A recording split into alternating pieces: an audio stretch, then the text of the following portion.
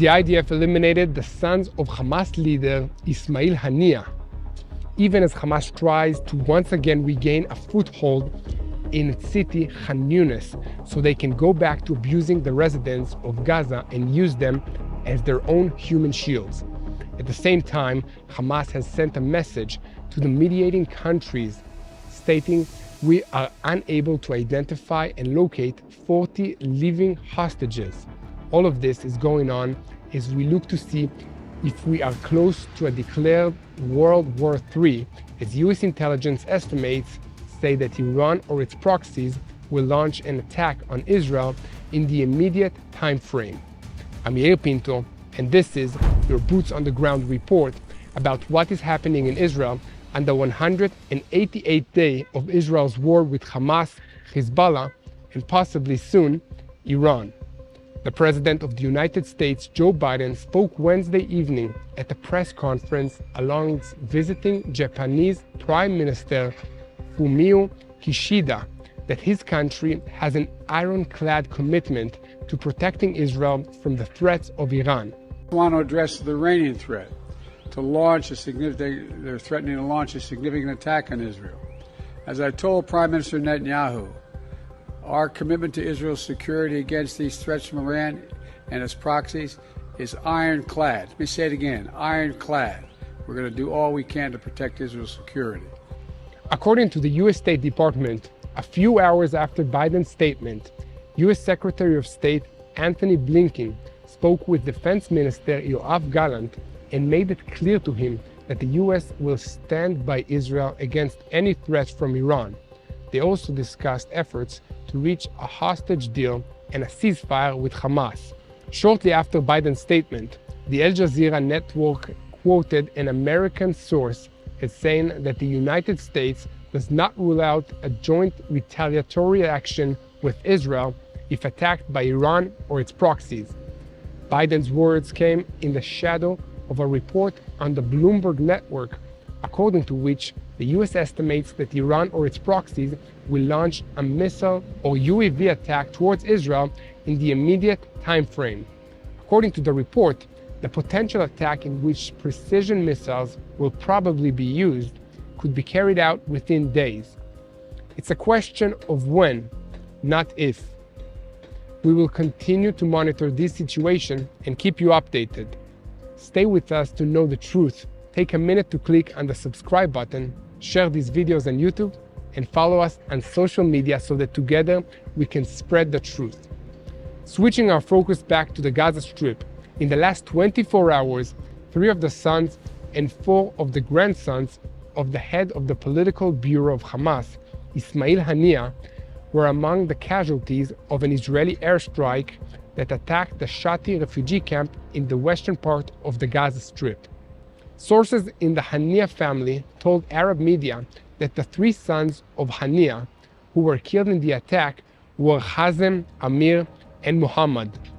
They were riding in a vehicle that was struck along with their children. Shortly after the assassination became public, Haniyeh went live on the Al Jazeera network and calmly declared, "Thank God for the honor He gave us with the martyrdom of 3 of my sons and several of my grandchildren." If it seems odd that this man did not appear to be sad over the deaths of his sons, it should not be surprising that the ordinary residents of Gaza are also not very sorry to hear about it, and I'll tell you why. Hamas is a terrorist organization led by bloodthirsty criminals, and Ismail Haniyeh is one of the worst of them. He is the father of 13 children, all of whom are involved in Hamas and the network of criminal activities that supports it. Haniyeh himself lives in luxury hotels in Qatar and Turkey. As part of his work for Hamas, he sometimes flies in private jets between Tehran, Istanbul, Moscow, and Cairo. Haniyeh's sons dominate the real estate industry in Gaza.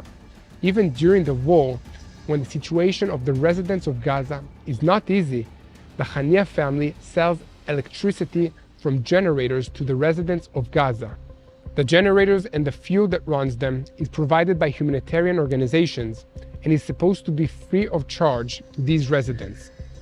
In Gaza, these men are widely believed to be alcoholics who regularly attend parties in luxurious clubs, accompanied by women who are not their wives. For example, last December, the IDF revealed that during the ground operation in the Gaza Strip, documents and receipts totaling thousands of dollars were seized from the purchase of luxury jewelry by Ahmad Islam Hania, the son of the head of the political bureau of Hamas. The son, who signed the receipts, traveled between Gaza and Turkey and carries a Turkish passport. He invests in real estates in Turkey and in Gaza. He is known as the father of the real estate because he owns several apartments, villas, and buildings in different areas of the Palestinian enclave. An article about him was published in the southern newspaper Ilaf a year ago, and it was titled Ma'ad Hania, a life of extravagant alcohol and women. While all this is going on, let us not forget that Israel is waiting for Hamas's answer to the proposal made at the Cairo summit. It is too early to know if the elimination of Hania's sons will affect Hamas's answer, but in Israel, the intelligence assessment says that it is not the Hamas leaders in Qatar who will make these decisions, but Yahya Sinwar, who is still in the Gaza Strip. Hamas can take advantage of the assassination to harden its positions in the negotiations, but even before this development, Israeli intelligence believed that Sinwar would answer in the negative. And that leads us to our next topic in the negotiations over the release of the Israeli hostages. But before we dive into that, I would like to ask you once again to please subscribe to this YouTube channel and help us share the truth with the world. And if you would like to see more videos from TBN Israel, please donate on the link below or go to our website at www.tbn.org/Israel. Thank you. CNN reported today that Hamas told international mediators that it was unable to identify and locate 40 living Israeli hostages in order to carry out the first phase of the deal. This came after the report that the Hamas terrorist organization has already rejected the American plan for a temporary ceasefire in Gaza. This rejection illustrates the broad disagreement between the two sides on the outline of an agreement, as well as Hamas's growing confidence that diplomatic and domestic pressure on Israel will end the war and give them an advantage in the negotiations. In other words, despite losing on the battlefield, Hamas believe that they are winning in the media battlefield around the world, which affects the diplomatic and political reality on the ground. This is very frustrating for anyone who supports Israel or even just believes that the truth is important. But all we can do is push forward and pray that God will intervene. In Israel, no official update has yet been received from the mediators, but at this point, I am compelled to admit that it doesn't seem like the terrorist organization Hamas can release the Israeli hostages, even if it wants to. In Israel, officials are quietly admitting this, and that it is quite clear that Hamas will respond negatively to any deal. Once again, I would like to ask you to join us in prayer for the situation and for the peace of Jerusalem. All week, the main topic of conversation in Gaza has been the IDF's withdrawal of forces from the city of Khan Yunis. Many Palestinians, including the large numbers crowded in Rafah, have already begun to move back into the city, which was seen as a symbol of Hamas power in the Gaza Strip. Hamas is not wasting any time reasserting its dominance over these residents. And we can see stories and pictures from this city that tell a very sad story.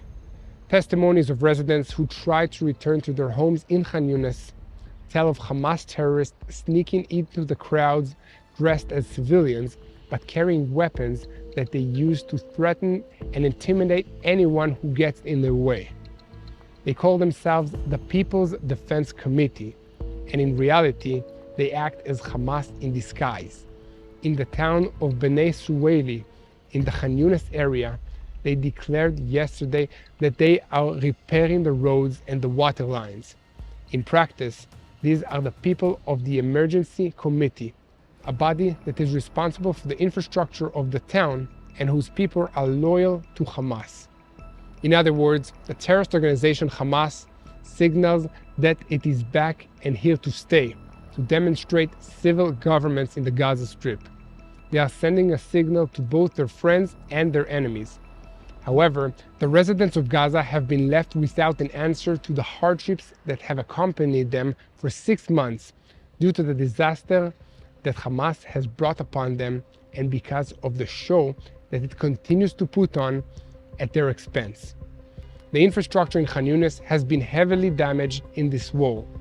Streets need to be repaired, water and electricity lines need to be rebuilt, rubble needs to be cleared, and new buildings need to be constructed for the people to live and work in.